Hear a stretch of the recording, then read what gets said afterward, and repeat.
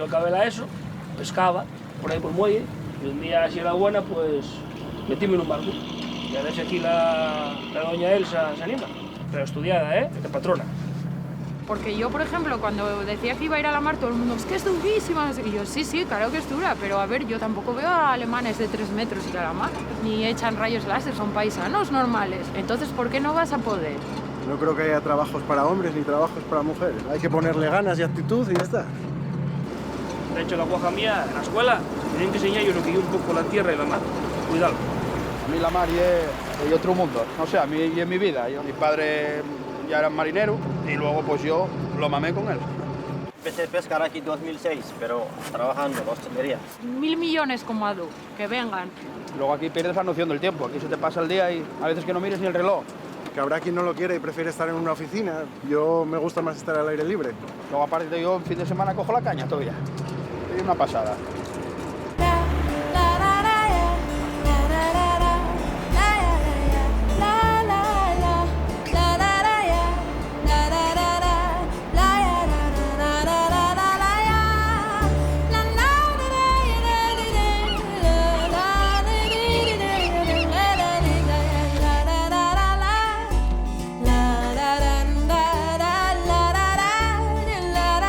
Vas a ayudarme, ¿Ya sabes tú?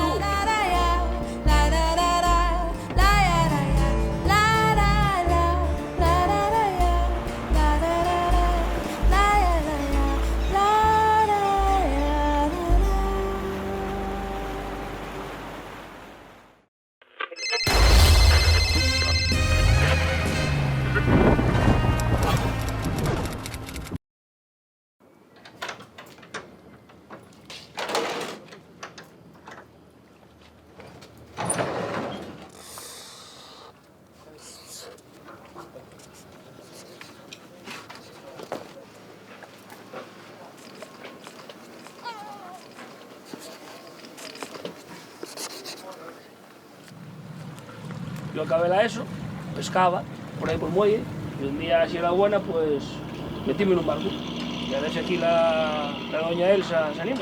Pero estudiada, de patrona. Porque yo, por ejemplo, cuando decía que iba a ir a la mar, todo el mundo, es que es durísima, no sé qué. Y yo, sí, claro que es dura, pero a ver, yo tampoco veo a alemanes de 3 metros ir a la mar, ni echan rayos láser, son paisanos normales. Entonces, ¿por qué no vas a poder? No creo que haya trabajos para hombres ni trabajos para mujeres. Hay que ponerle ganas y actitud y ya está. De hecho, la guaja mía, en la escuela, tienen que enseñar yo lo que yo un poco la tierra y la mar. Cuidado. A mí la mar es otro mundo. No sé, a mí y en mi vida. Mi padre ya era marinero y luego pues yo lo mamé con él. Empecé a pescar aquí en 2006, pero trabajando en la hostelería. 1.000 millones como Adu, que vengan. Luego aquí pierdes la noción del tiempo. Aquí se te pasa el día y a veces que no mires ni el reloj. Que habrá quien no lo quiere y prefiere estar en una oficina. Yo me gusta más estar al aire libre. Luego aparte yo en fin de semana cojo la caña todavía. Es una pasada.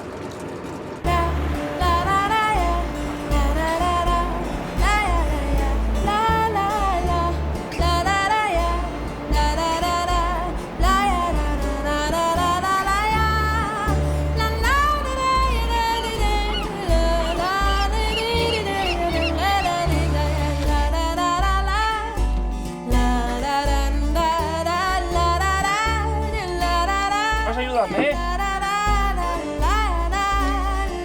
¿Ya sabes tú?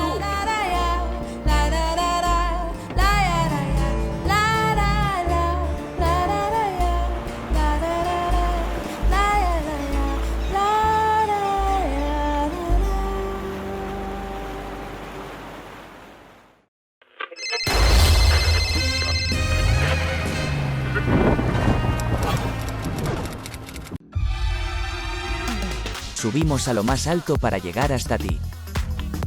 Boxon 3 Comunicación Natural. Colaborador oficial de la Semana Negra de Gijón.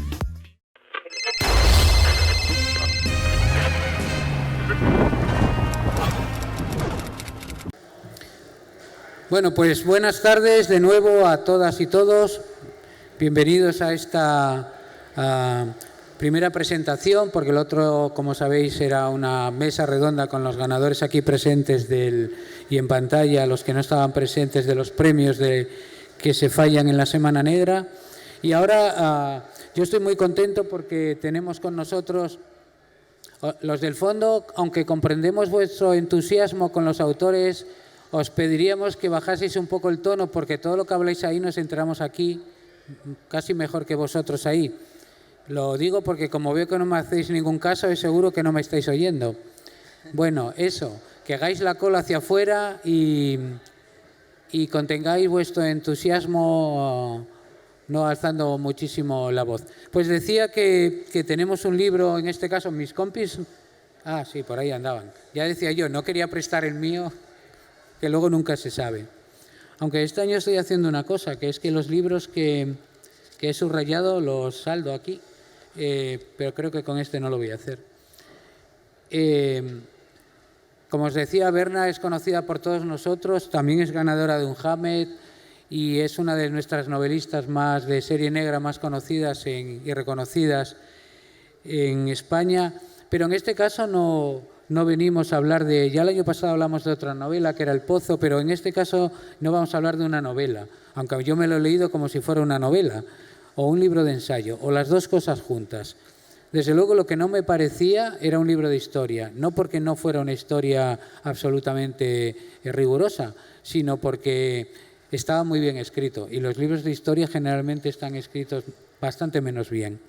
Pero en este caso, y era para hablar de un personaje que era también, digamos, protagonista de su anterior novela, del premio Hammett, por cierto, de su anterior novela, en que un asesino en Madrid, asesino artista, comillas, por todo lo que diga, contemporáneo, hacía sus obras de arte que eran asesinatos, replicando algunos de los grabados de Goya.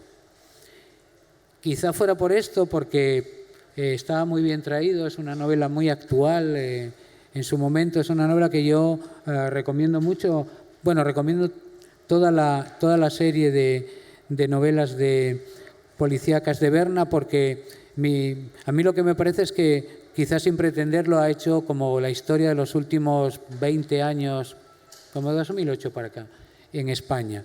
Y es el fondo de lo que en ese momento está pasando, lo que me parece que además le da mayor fuerza. Y en este caso hay un Madrid muy actual en aquel momento y Goya. Y de repente nos llega el libro de Goya en el país de los garrotazos, de Berna.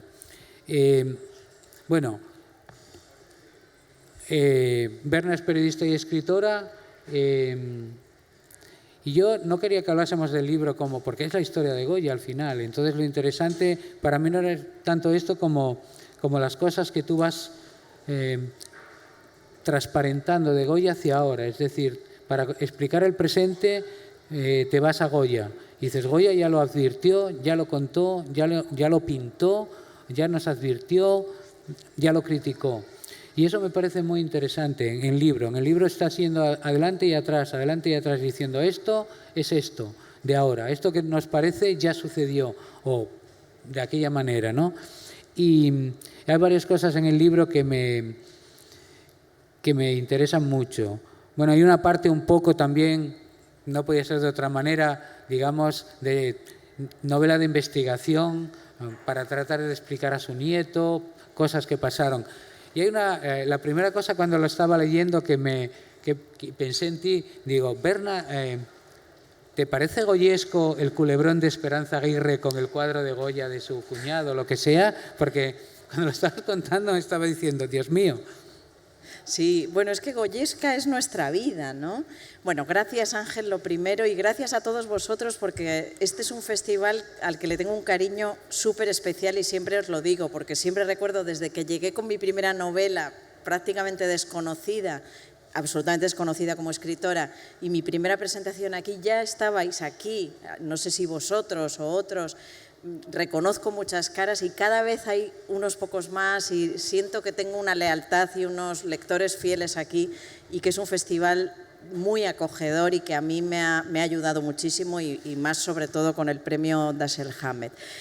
Entonces, bueno, efectivamente, lo de Esperanza, claro que es un asunto goyesco porque somos Goya, ¿no? Somos goyescos. Este libro nació, si quieres lo cuento. Sí, sí. Este libro nació, bueno, efectivamente es hijo del Sueño de la razón, aquella novela por la que gané el Hammett, en el que hay una ficción en torno a crímenes relacionados con obras de Goya.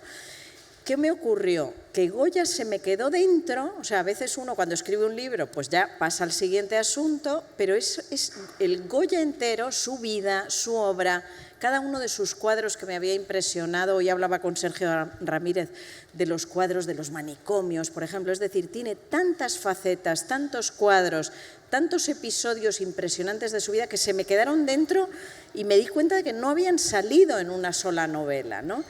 Y ya con un editor hablando, bueno, pues surgió el trasladar ya no en formato novela, sino en formato ensayo, toda esa investigación que yo había hecho sobre Goya, su vida, su obra, y relacionarlo efectivamente con nuestro presente. ¿Qué es lo que particularmente me impresionó? Todos recordáis de Goya sus inicios, los cartones para tapices, cuando para la Casa Real, para la Fábrica Real de Tapices, hacía esos dibujos tan maravillosos que mostraban un momento de España muy brillante, muy afrancesado, una España que miraba la ilustración, miraba hacia Francia, miraba el color, miraba la esperanza.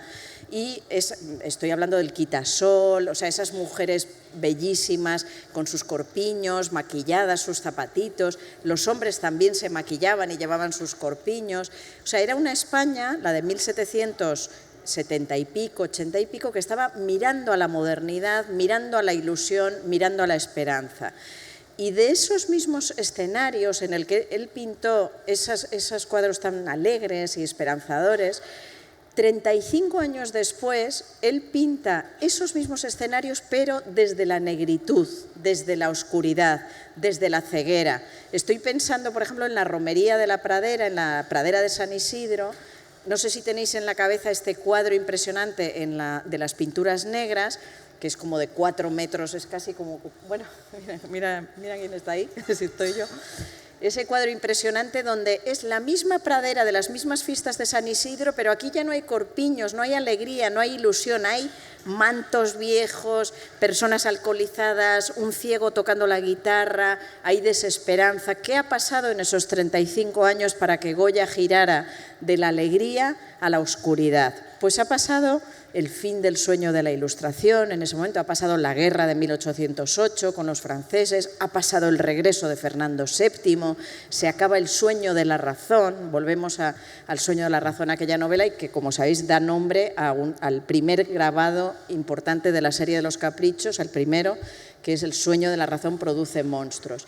Entonces, bueno, me empecé a obsesionar de tal manera con Goya, con cómo él había pintado la España actual. ¿Por qué lo digo? Porque también en la España actual somos capaces de lo mejor, es decir, esa belleza, esa ilusión, esa esperanza, esa creación, y somos capaces de lo peor, ¿no? De la destrucción, de la guerra civil, del enfrentamiento, del duelo a garrotazos. Entonces, Goya pintó aquello, pero pintó nuestro tiempo mientras pintaba aquello, ¿no? Y sobre todo pintó los contrastes de los que somos capaces en España, que somos capaces de la mayor creación y la mayor destrucción. Por eso nació ese libro, y de ahí, pues aparte de lo que había investigado en lecturas, pues me fui a Fuendetodos, donde nació, me fui a Sanlúcar de Barrameda, donde estuvo recluido prácticamente un año en Cádiz y Sanlúcar de Barrameda con la duquesa de Alba, con mucha relación con la duquesa de Alba. Me fui a Burdeos, donde murió, busqué la Quinta del Sordo, su última casa de Madrid, aunque no queda nada, busqué los rastros de su nieto, que se había pulverizado la herencia. Bueno, pues todo eso me llevó a buscar su vida, buscar su obra y conectarla efectivamente con nuestro presente. Y nuestro presente es el cuadro que tiene por ahí la Esperanza Aguirre disputándoselo, ¿no? Sí. Pero hay muchísimas leyendas, ¿no? Yo creo que lo de Esperanza Aguirre es otra de esas leyendas también. ¿Es un cuadro de verdad de Goya? ¿Tú qué crees? No lo sé. Porque hay muchos cuadros falsos, tú lo comentas claro, aquí. Sí. Es que Goya es alguien al que todo el mundo le gusta pegarse, y hasta hay muchísimos cuadros que luego se han desclasificado. La propia Manuela Mena, que es la gran especialista, te lo cuenta muy bien, ¿no? Hay muchas veces que llegan al Prado cosas que se han acabado desclasificando porque Goya tuvo muchos discípulos, hay muchísimas leyendas en torno a cuadros, incluso muchas iglesias en Zaragoza que se dice pintó aquí, pintó allá y realmente no pintó tanto en tantas iglesias de Zaragoza. Entonces, bueno, yo prefiero ceñirme a la historia conocida, la historia sellada, digamos, por los historiadores. Ahí mismo tú lo habrás visto, en los primeros biógrafos de Goya inventaron la leyenda de Goya. O sea, se inventaron, por ejemplo, que se había ido a Italia y allí se habían metido en un convento y casi que había violado a una monja o había tenido relaciones con una monja, que se había trepado a la cúpula de San Pedro y había hecho unos grafitis. O sea, el primer biógrafo de Goya, Materón se llamaba, se inventó que, por ejemplo, vivía en Fuendetodos a los 14 años cuando un fraile le encontró. Y eso no es verdad, la historia ha ido encontrando sus trazas y Goya vivió un mes, nació en Fuendetodos y ahí vivió un mes, pero desde los 14 años ya tuvo formación en un taller de un pintor en Zaragoza. Su padre mismo era maestro dorador, con trabajos importantes en las iglesias de la Basílica del Pilar, para empezar, y en otras iglesias de Aragón. Entonces, bueno, yo he hecho un esfuerzo inmenso, precisamente por el miedo, el vértigo que me daba entrar en las leyendas o usar información falsa. He hecho un esfuerzo enorme por ir a las fuentes confirmadas y por buscar el sello, digamos, de personas como Manuela Mena o Antonio Elorza, de estudiosos muy profundos de Goya que me lo han leído y que me han avisado. En general no me han tenido nada que corregir, pero bueno, que he intentado caminar muy de la mano de quienes saben, ¿no? Pero el libro también es reflexión, y reflexión sobre el intelectual que era Goya. Una de las cosas de las que tú hablas en el libro, muy, muy interesantes, es Goya y la mujer. Su visión formada, deformada, a lo largo de, como tú dices, de las interpretaciones que sobre él se han hecho. Háblanos un poco de esto, de cómo veía, bueno, es lo que hace en el libro, ¿no? Cómo veía la mujer, si todas estas leyendas que hay sobre sus amoríos, sus historias, un poco de esto, ¿no? Bueno, Goya tiene una mirada de la mujer muy actual, de nuevo nos lo conecta con el presente, en el sentido de que Goya no va a pintar a la mujer, no la va a embellecer, en ese tiempo, él era un pintor de corte, él pintó para 4 reyes, ¿no? Desde Carlos III, Carlos IV, luego el Bonaparte y luego Fernando VII. Y él nunca concedió a las mujeres ni una sobrevaloración de su belleza, ni tampoco les concedió bondad. Es decir, que pintó a las mujeres con su realidad, desde la duquesa de Osuna, por ejemplo, o la duquesa de Alba, que son 2 mujeres muy importantes para él, porque son 2 aristócratas ilustradas que le van a ayudar mucho, porque son ansiosas del arte de verdad y van a ser una especie de mecenas para ellas. Pero recordemos a la reina María Luisa, el gran retrato de Carlos IV, de la familia de Carlos IV, que está en el Museo del Prado. Miremos a María Luisa. El centro de ese cuadro es María Luisa, porque todo el mundo sabía en la corte que Carlos IV era idiota, poco menos, y que la reina María Luisa era la que llevaba el timón del Estado con Godoy, el hombre lo que hoy llamaríamos primer ministro, y su amante y padre del hijo que ella sostiene en la mano. Entonces, por ejemplo, en María Luisa no hay ninguna concesión. De hecho, después de ese retrato, que creo que es de 1804, así, María Luisa no le vuelve a encargar nada más. Pasan a otros pintores, porque aunque ella en un primer momento queda contenta, enseguida empiezan otras voces a decir: «Joder, es que qué brazos te quedan, qué cara». Y se da cuenta de que sale con defectos y empieza a encargar retratos a otros pintores y no le vuelven a encargar nada porque ha quedado retratada, ¿no? Entonces, lo mismo, la duquesa de Alba y la duquesa de Osuna son 2 retratos impresionantes que os recomiendo volver a mirar porque hay mucho más que que un retrato, ¿no? Hay una posición de envergadura artística, de posición ante la sociedad, de lucha por la ilustración, pero cuando digo que tampoco hace concesiones es porque también pinta alcahuetas, prostitutas, no a las prostitutas en un mal sentido, criticándolas, sino sí a las alcahuetas, sí a los frailes y hombres que van a usar a las prostitutas, ¿me entendéis?, entre comillas. Es decir, él no va a hacer concesiones. Donde hay maldad, donde hay mezquindad, como en los frailes, sobre todo, él retrata mucho esa parte mezquina del clero que había en ese momento, ¿no? O las mujeres miserables que van a sacar dinero de otros. Él lo retrata. En Aragón, cuando la guerra, también retrata mujeres combatiendo. Él no, como sabéis, Goya, no, que es el primer gran reportero de guerra de este país, él no retrata soldados patriotas ahí en una posición de heroicos, no. Él retrata al pueblo, él retrata a las mujeres que están combatiendo, a mujeres que son violadas, a hombres que se cortan la cabeza o las piernas, ¿no? Quiero decir, o sea, si quieres seguimos hablando de mujeres, pero también quiero decir otra cosa importante. Bueno, perdonadme porque es que me pongo a hablar de Goya y ya puedo estar aquí 2 días. Pero hay que decir una cosa muy importante hablando de Goya. Como os he dicho, era pintor de corte, primero en la Real Fábrica de Tapices y luego ya pintor del Rey y de 4 reyes, pero en los años 90, o sea, cuando ya llevaba casi 20 años, ya está harto de hacer tapices y ya está, bueno, no que esté harto de la monarquía, pero empieza a dibujar lo que él quiere en su cuaderno, como tú en tu cuaderno pintas o como todos llevamos un cuaderno y pintamos. Y ahí va a nacer, y esto ya no es de encargo, o sea, ya no está dibujando para unos aristócratas, dibujando para la Casa Real, dibujando para los tapices, es dibujando para Goya, dibujando para lo que van a ser los grabados, que son un fracaso estrepitoso cuando salen, de hecho los tiene que retirar prácticamente, además vuelve la Inquisición y no va a gustar los grabados.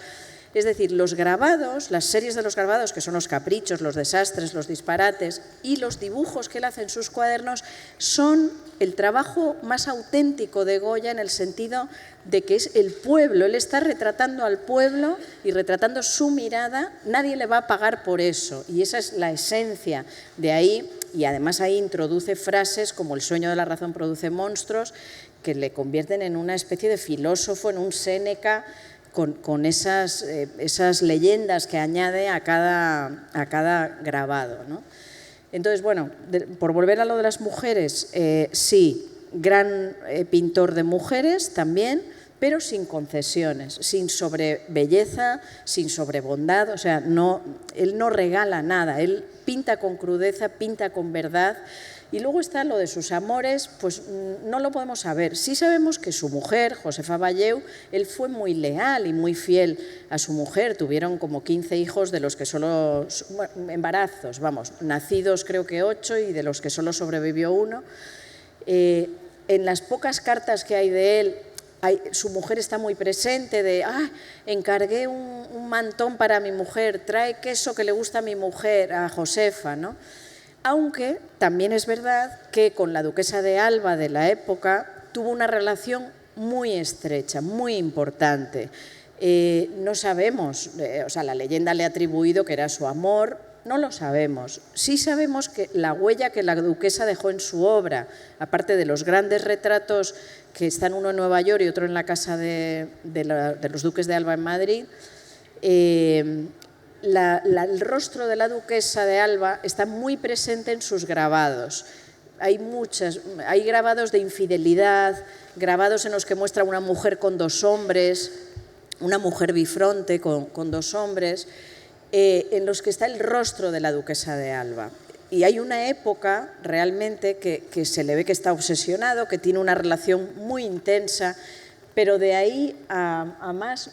O sea, por ejemplo, si tú le preguntas a Manuela Mena o a los grandes especialistas, pues te dicen que no hay documentos que te demuestren nada.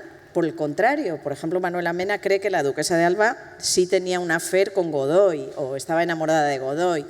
Bueno, pues ahí entra la leyenda y ahí, como no podemos estar en 1797 en Sanlúcar de Barrameda, pues solo podemos recoger lo que hemos podido encontrar, ¿no? Bueno, las preguntas son muchas sobre el libro, pero alguna de las que quería preguntarte es ¿por qué estableces un paralelismo con la transición o la movida?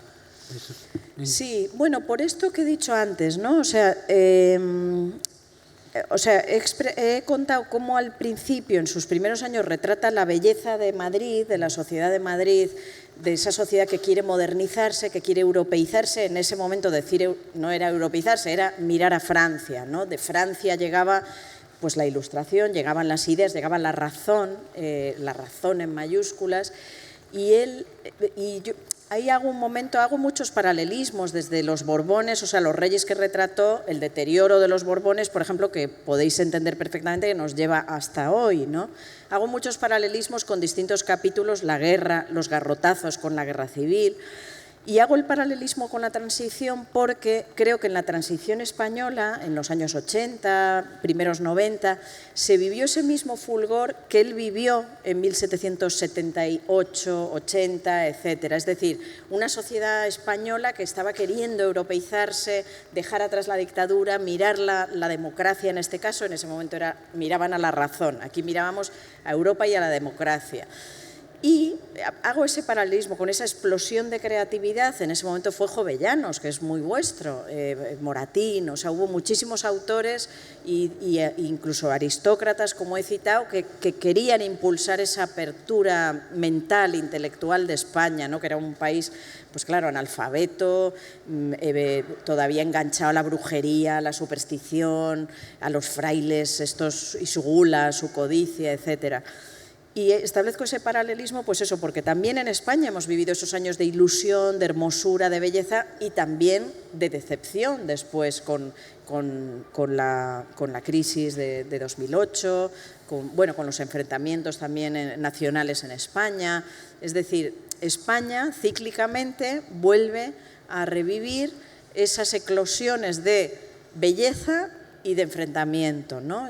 Yo creo que está en nuestra idiosincrasia, estaba entonces y está ahora. O sea, Fernando VII como Corolario y Aznar, por ejemplo, ¿no? Exacto, ya. Has dado en el clavo. Ya sé cómo vas.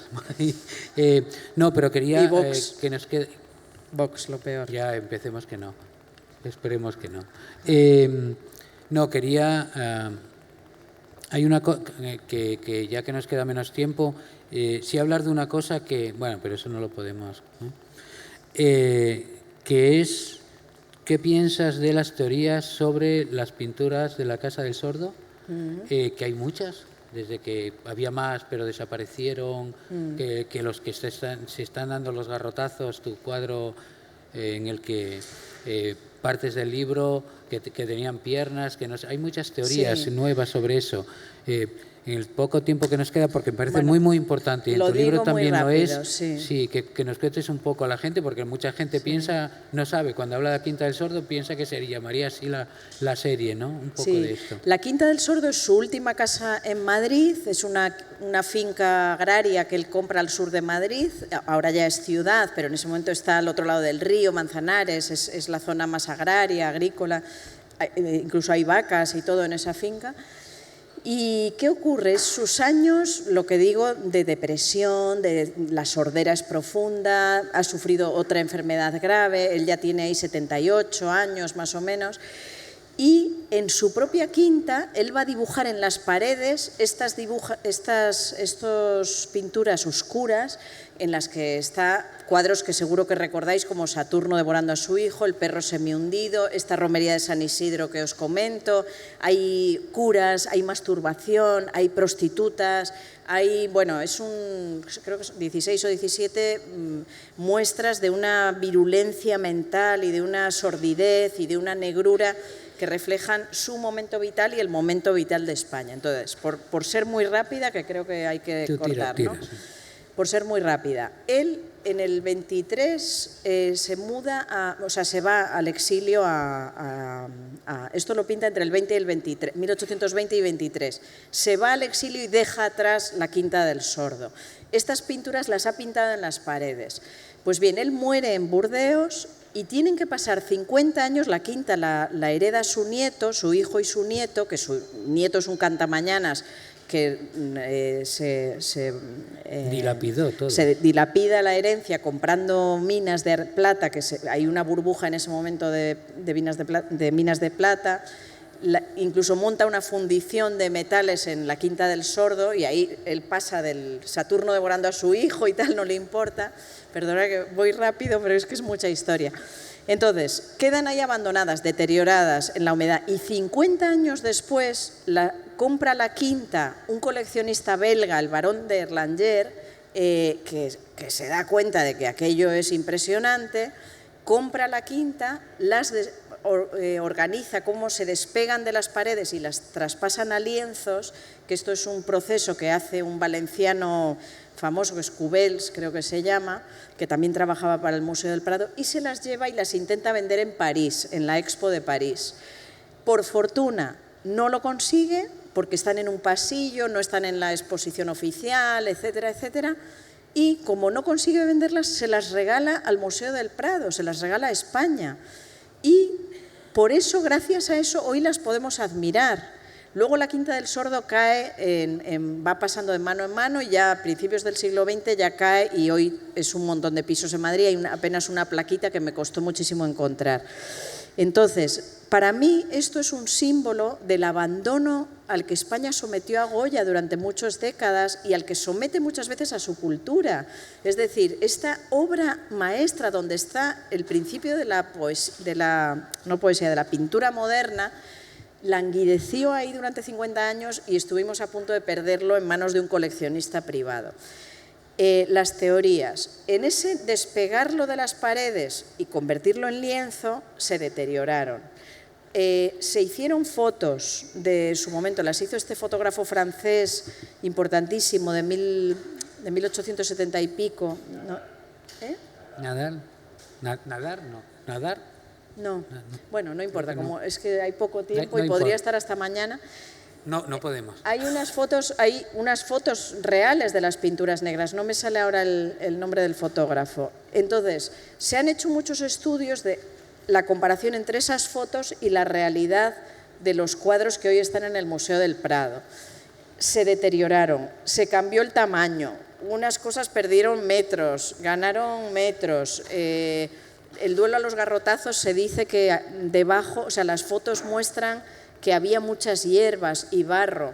Lo que pasa es que las fotos se hicieron sobre unas obras que llevaban 50 años abandonadas y los esfuerzos que ha hecho el Museo del Prado por restaurarlas, pues yo sí confío en el Museo del Prado, que tiene equipos de restauración maravillosos, y sí confío que lo que nos muestran en el Museo del Prado es lo más aproximado a la realidad que dejó Goya. Por el camino, claro, han sufrido deterioros, primero por el abandono y luego por el despegue y traspaso a lienzos, que puede haber cambiado tonos, elementos, tamaños, pero hay radiografías incluso y bueno, no hay enormes sorpresas. Yo he visto todo y es Goya puro. Bueno, pues muchas gracias por esto. Yo creo, no obstante, que el país le hizo el mejor homenaje que se puede hacer a nadie. Convirtió su nombre en una cajetilla de tabaco que se llamaba Goya y que era él, sí. Los más mayores se recordarán de los Goya, un Goya, ¿no? Entonces yo creo que eso es un homenaje verdaderamente popular. Ya sé que luego el tiempo hizo que fumar fuera malo, qué diablos, pero las cajetillas con Goya, el tipo de las patillas para los niños, eso creo que es un homenaje que le hizo el país que me parece realmente admirable. Bueno, muchas gracias, por venir a contarnos de Goya. El libro es estupendo, lo tiene allí Natalia y ahora Berna irá a firmarlo. Volverá más tarde a moderar una mesa, a ver si puedes con ellos. Pero ahora, para despedirla, aparte de que os compréis su libro y os lo leáis y os lo dedique y eso, vamos a darle las gracias como lo hacemos en la Semana Negra con un fuerte aplauso.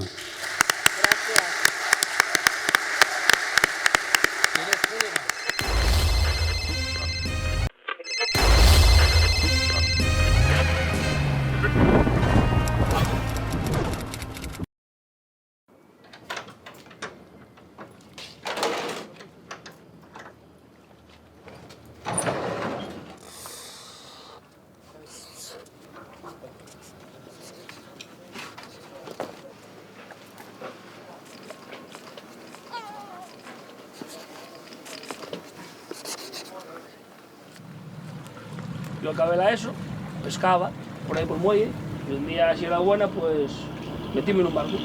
Y a ver si aquí la doña Elsa se anima. Pero estudiada, de patrona. Porque yo, por ejemplo, cuando decía que iba a ir a la mar, todo el mundo, es que es durísima. Y yo, sí, sí, claro que es dura, pero a ver, yo tampoco veo a alemanes de 3 metros ir a la mar, ni echan rayos láser, son paisanos normales. Entonces, ¿por qué no vas a poder?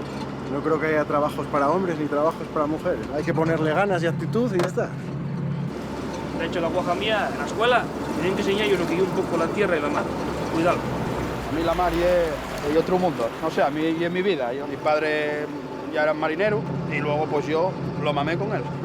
Empecé a pescar aquí en 2006, pero trabajando en la hostelería. 1000 millones como Adu, que vengan. Luego aquí pierdes la noción del tiempo. Aquí se te pasa el día y a veces que no mires ni el reloj. Que habrá quien no lo quiere y prefiere estar en una oficina. Yo me gusta más estar al aire libre. Luego aparte yo en fin de semana cojo la caña todavía. Es una pasada.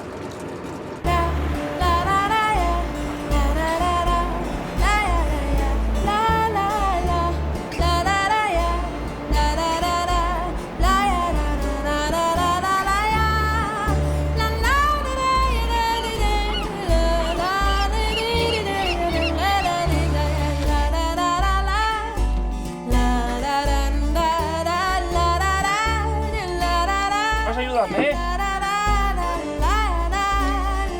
¿Ya sabes tú?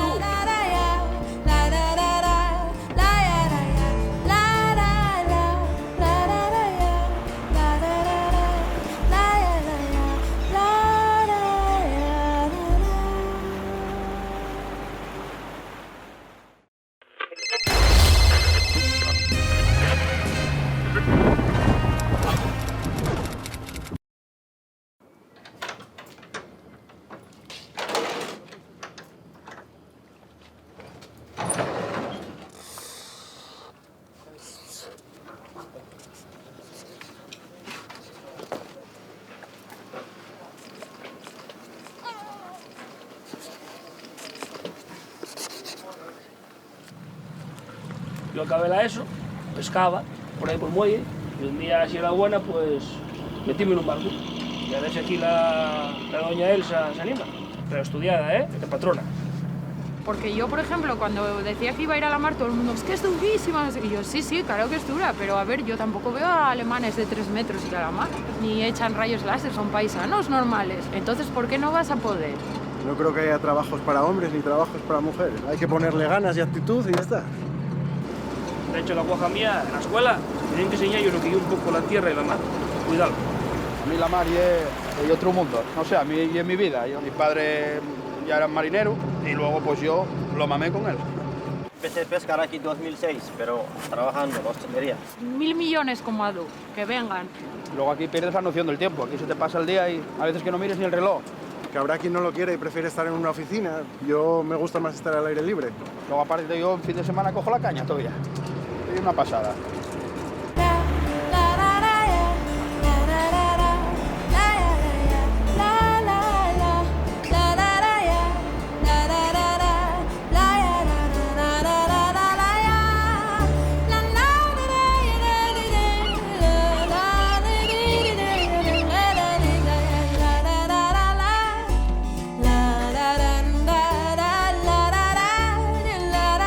¿Vas a ayudarme, ¿Ya sabes tú?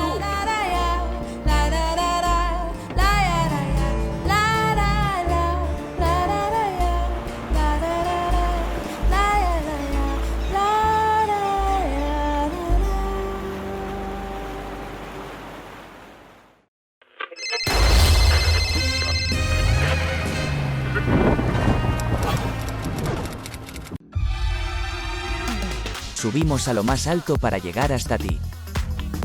Coxon 3 Comunicación Natural.